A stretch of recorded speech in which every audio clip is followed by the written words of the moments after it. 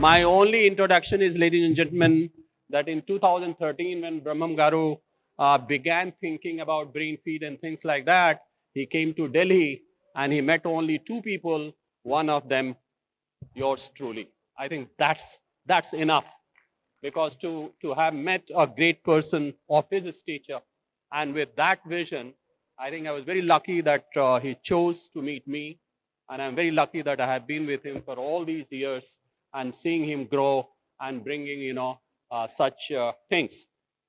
Hello, this fine? Yeah. I think I'll use this.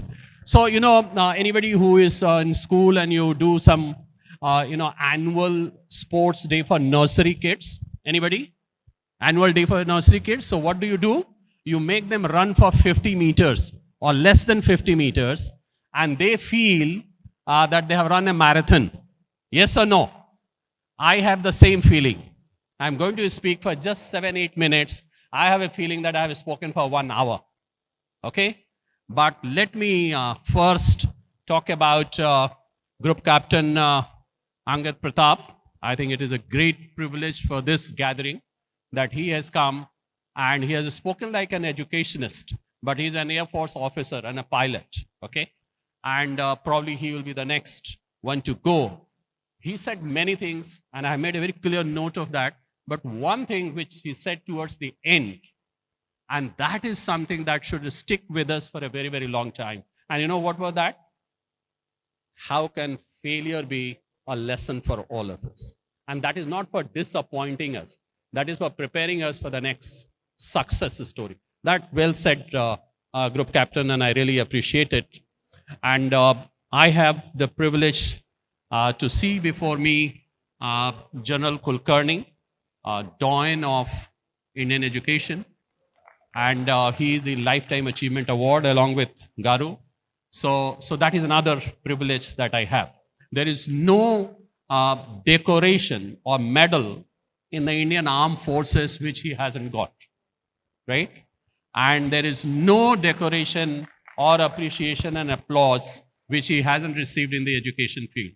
So his presence here itself is a great takeaway for people like me.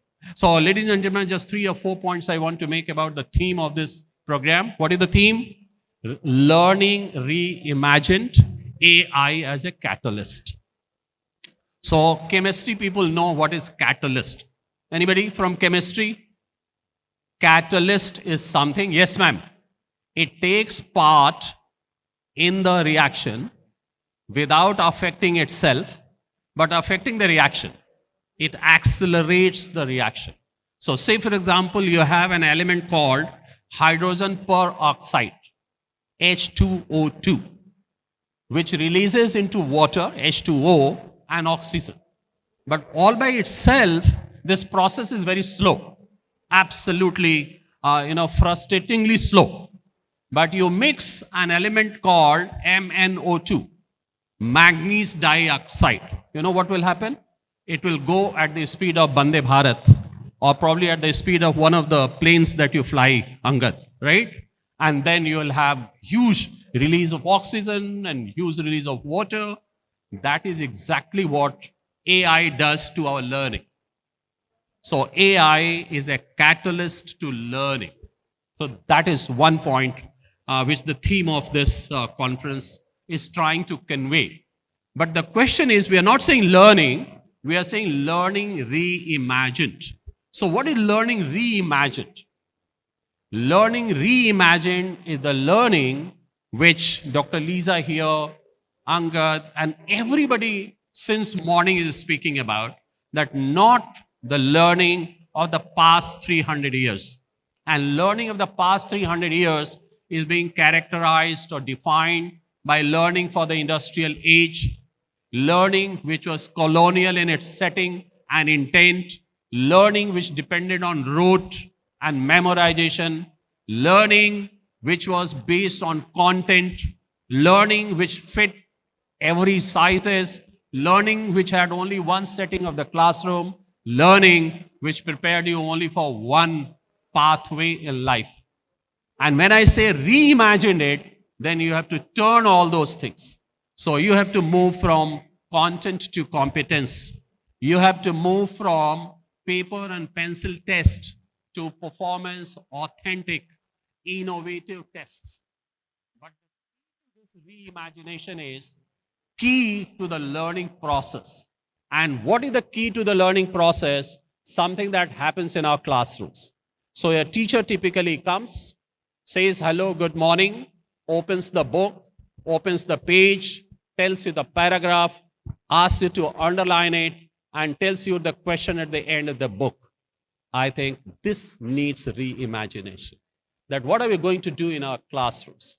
So how we will introduce a class, how we will question, do I put any quiz, do I put a video? You saw Group Captain Angad, he spoke less, but taught us more through the videos that he showed us. I hope you noticed it. That was a great innovative pedagogy that can be introduced in the classrooms. How our assessment is going to be changed and not to be what it was before. And therefore, learning reimagined is reimagined classrooms, reimagined pedagogy, reimagine curriculum also to an extent, and reimagine assessments.